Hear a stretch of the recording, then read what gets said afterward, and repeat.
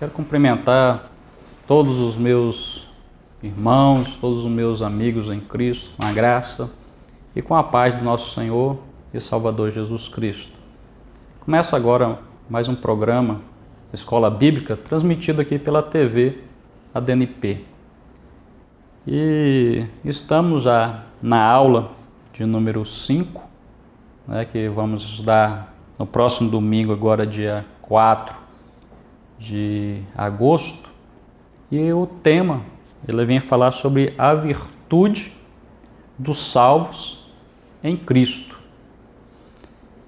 E como sempre temos lido o texto áureo da lição, sugerido pelo escritor da revista, pastor Elienay Cabral, e está registrado em Filipenses capítulo 2 e versículo de número 13, onde a palavra do Senhor diz: pois é Deus quem produz em vós o querer como o realizar, de acordo com a sua vontade.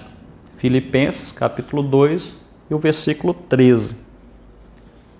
Então vamos fazer uma introdução desta aula. O nosso objetivo não é exaurir todo o conteúdo, o assunto da lição, mas estamos aqui para apresentar um panorama desta aula que queremos estudar no próximo domingo.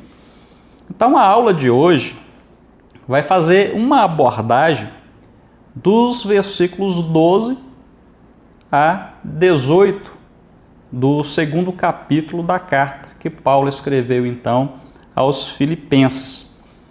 E esse texto, ele vai falar sobre as normas práticas de vida para os filipenses. Então, Paulo, dentro desse texto, ele vai tratar sobre essas normas, normas práticas de vida. Quero dizer que não só para os filipenses, mas também para a igreja do Senhor.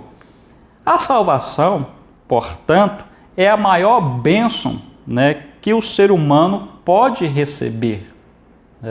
Então, de todas as bênçãos que alcançamos, de todas as bênçãos que recebemos, sem dúvida nenhuma, a salvação é a maior delas. E, ao mesmo tempo, nós observamos que ela acaba sendo a principal experiência espiritual da pessoa, do homem. E quando olhamos para a Bíblia Sagrada, a salvação, então, é o tema central da Bíblia. Então, todo cristão tem o dever de conhecê-la, e a conhecer profundamente, e falar da salvação às outras pessoas que ainda não aceitaram a Cristo como Senhor e Salvador das suas vidas, a fim de que conheçam também esse plano da salvação e que venham a serem salvos através da mensagem da cruz. Então, na aula de hoje, nós vamos conhecer a dinâmica da salvação. Nós também vamos analisar a operação da salvação e também vamos saber que a salvação opera alegria e contentamento na vida do crente. Que maravilha, né? Então, fizemos aqui uma pequena introdução. Vamos então caminhar dentro da lição, que dividimos aqui, está bem dividida em 3 tópicos, onde o primeiro vai tratar da dinâmica da salvação, propriamente dentro dos versículos 12 e o versículo de número 13. Então, Paulo faz um apelo para que a salvação fosse desenvolvida. Então, quando lemos o versículo de número 12, a palavra do Senhor vai falar que operai, né, a salvação, efetuai a salvação. Em outras traduções vai falar ainda, desenvolvei a vossa salvação. Então este verbo tem o sentido de trabalhar até a consumação. Então, ou seja, é colocar em prática a salvação. Então, esse trabalhar até a consumação dá a ideia de uma pessoa que trabalha em um problema de matemática. Então, essa pessoa vai trabalhar ali até chegar ao resultado final, né? Na época de Paulo, no tempo de Paulo, nós observamos que esse termo se referia também a uma pessoa, né, que trabalhava em uma mina. E essa pessoa então iria, né, retirar todo o minério precioso, né, o máximo possível daquela mina, iria extraí-lo. Dando também a ideia, né, de uma pessoa que trabalha em um campo, né, então obtendo a melhor colheita possível. Então eles estariam trabalhando para que fossem então extraído o melhor possível, chegando então ao melhor resultado, né? Então o propósito que Deus deseja que alcancemos é a semelhança a Cristo, né? Então nós observamos que dentro desse primeiro tópico nós tem um subtópico que vai tratar sobre a salvação, tem um caráter dinâmico, né? Então, teologicamente, a salvação tem 3 tempos distintos, né, na sua operação. Nós vamos ver cada um, né, no passo a passo.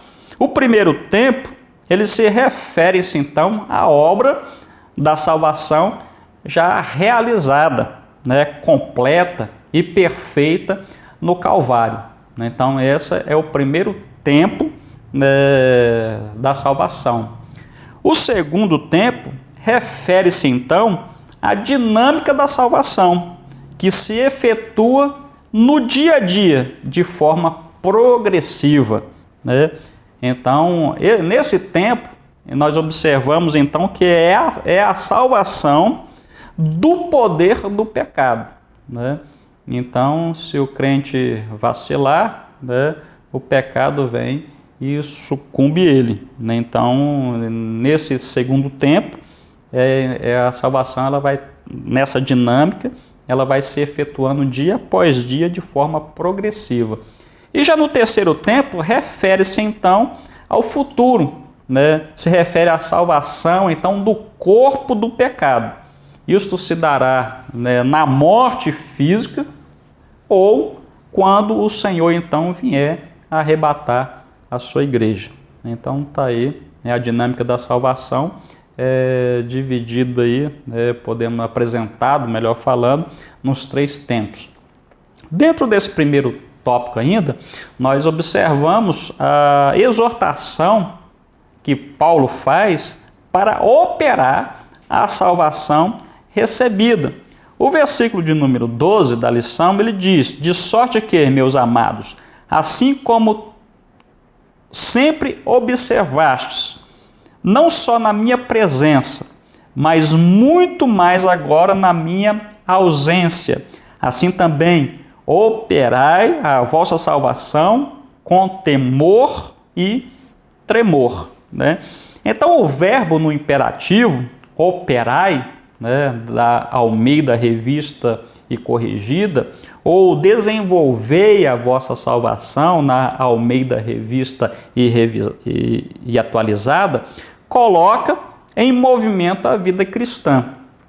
Então a obra da salvação realizada é perfeita, né? Ela é completa, né, quanto ao aspecto jurídico, quanto ao aspecto penal, porque Cristo cumpriu, né, toda a lei exigida, né? Então Cristo ele foi ali, desenvolveu, cumpriu tudo aquilo que estava predito, né? Então, porém, esta obra perfeita e completa de Cristo requer também a ação exterior em termos de atividade espiritual e social na vida comunitária da igreja. E fechando aqui esse primeiro tópico, esse versículo 12, né, da qual lemos aqui também, traz o poder da obediência. Observamos que a obediência dos filipenses aos princípios, então, do Evangelho, era percebida por Paulo. Ou seja, Paulo, mesmo preso, ele tinha notícias que eles estavam cumprindo, obedecendo aos princípios do Evangelho que eles tinham, então, abraçado. Mas o apóstolo, então, ele pede aos filipenses que operem a salvação, com temor e tremor, no sentido de preservar, então, a maior riqueza de suas vidas, ou seja, a salvação. Nós aprendemos uma coisa, que a soberania divina, ela não anula a responsabilidade humana em manter e preservar a salvação recebida, Então, quer dizer, Deus é soberano na sua soberania, então ele não anula a minha responsabilidade, a tua responsabilidade em manter e preservar, então, essa salvação recebida. Bom, em segundo lugar, operando a salvação com temor e tremor. Ela já pega aqui nos versículos 12 até o versículo de número 16. Então, não vamos ler esse texto aí para ganharmos tempo, mas só observar na leitura bíblica em classe que vamos então ter esse texto aí nas nossas revistas. Então, a base da admoestação de Paulo está inspiradamente afirmada na frase: porque Deus é o que opera em vós. Isso registrado no versículo de número 13, que está também em nosso textuário. Porque Deus é o que opera em vós. Então, esta frase, nessa demonstração de Paulo, então, está inspiradamente afirmada nesta frase.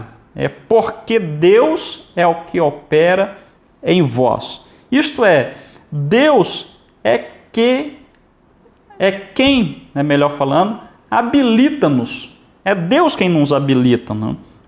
Então a ênfase, portanto, está na palavra de Deus. No grego, ela vem colocada em primeiro lugar.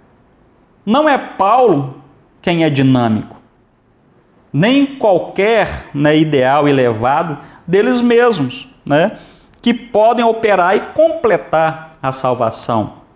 É Deus apenas. É isso que Paulo estava deixando bem claro. Falou assim, porque Deus é o que opera em vós, tanto o querer como o efetuar segundo a sua vontade. Então, a graça divina interior procede para com ambas a vontade e a ação, de modo semelhante.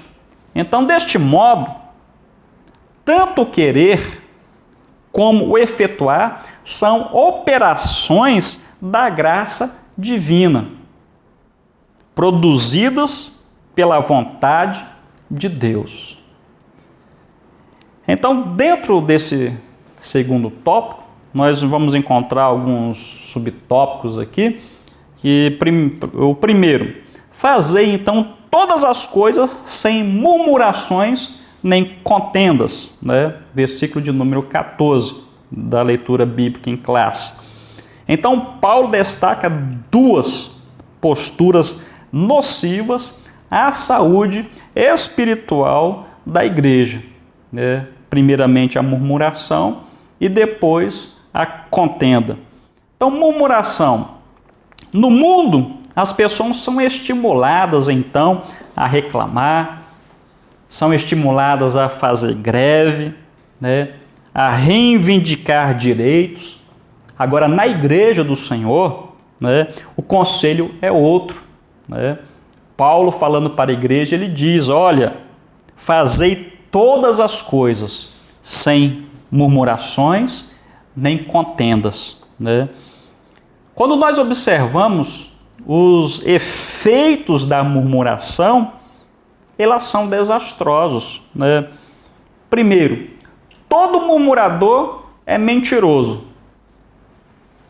Com base em Números capítulo 16, versículo 41, nós vamos ver nesse texto aí, quando então a terra engoliu vivo 250 homens que foram assistir a Coré, Datã e Abirão.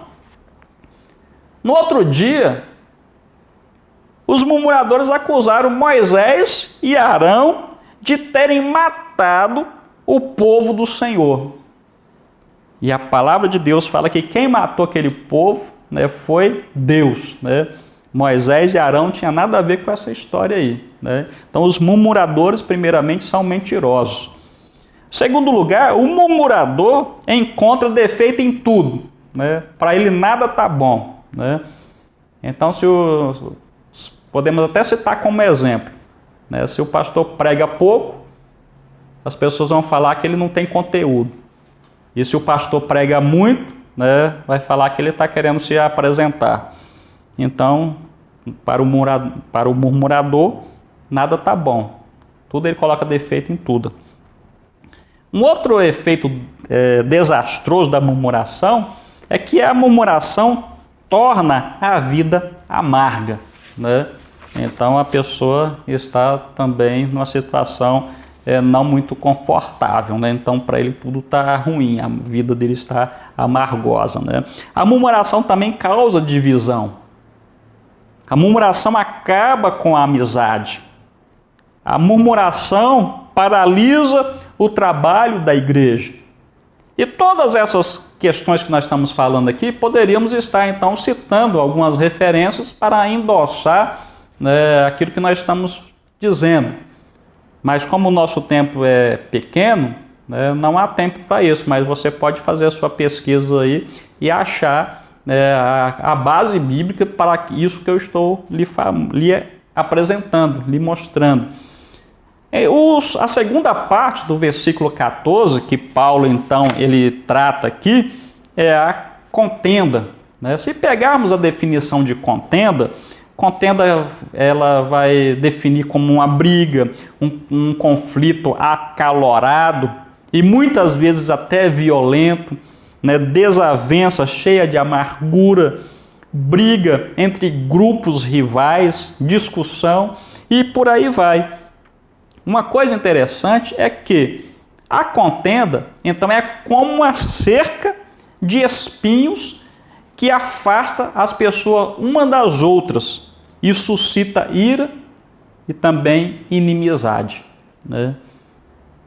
Em Provérbios, capítulo de número 6, versículo 16 a 19, Salomão ele faz referência justamente a isso que nós estamos mostrando aqui, e que Paulo também, por sua vez, deixou ali para a igreja, então, de Filipenses, fazer todas as coisas sem murmurações e nem contenda.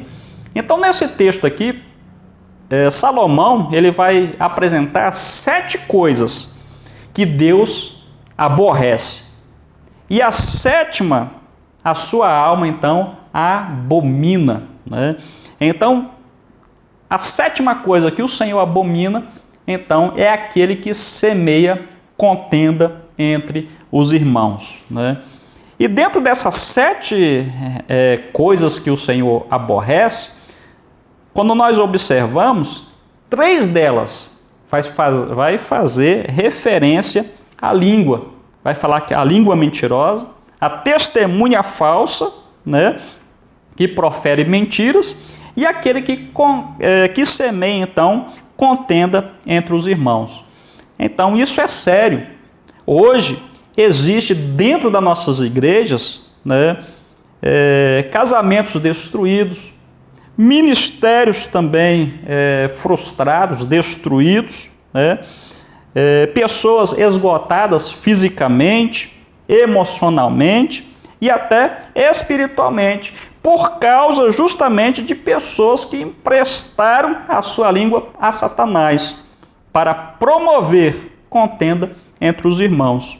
Então, os verdadeiros filhos de Deus, né, foram chamados para promover a comunhão e não a divisão, né? Então, Paulo, ele recomenda, ele exorta a igreja de Filipos, né, para serem irrepreensíveis e sinceros, acima de tudo, retendo a palavra da vida. Bom, em terceiro lugar, né, o terceiro tópico da lição vai apresentar, né, como tema, a salvação opera o contentamento e alegria, né, registrada no versículo 17 e 18. Então, a vida cristã deve ser vivida para a glória de Deus somente, né? Somente.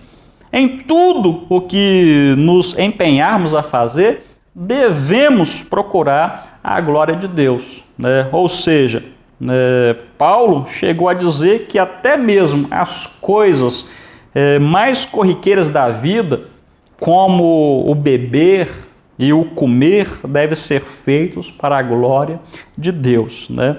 Então, Paulo, ele usa 3 exemplos bem altruístas, né? Ele começa com ele mesmo, né? Quando trata de si mesmo, ele usa apenas, né, um versículo para isso, mas quando ele fala de Timóteo, né, e de Epafrodito, ele usa 6 versículos aí para apresentá-los, né?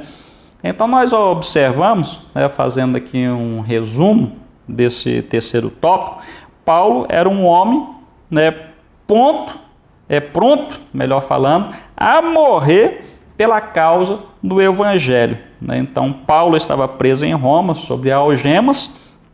Então, ele era considerado preso, né, o prisioneiro de Cristo e não de César, e não eram os homens maus que estavam no controle da sua vida, mas toda, né, a sua vida estava na providência divina, chegando a dizer que tudo, né, concorre para o bem daqueles que amam a Deus e que são chamados, né, segundo a sua vontade, né?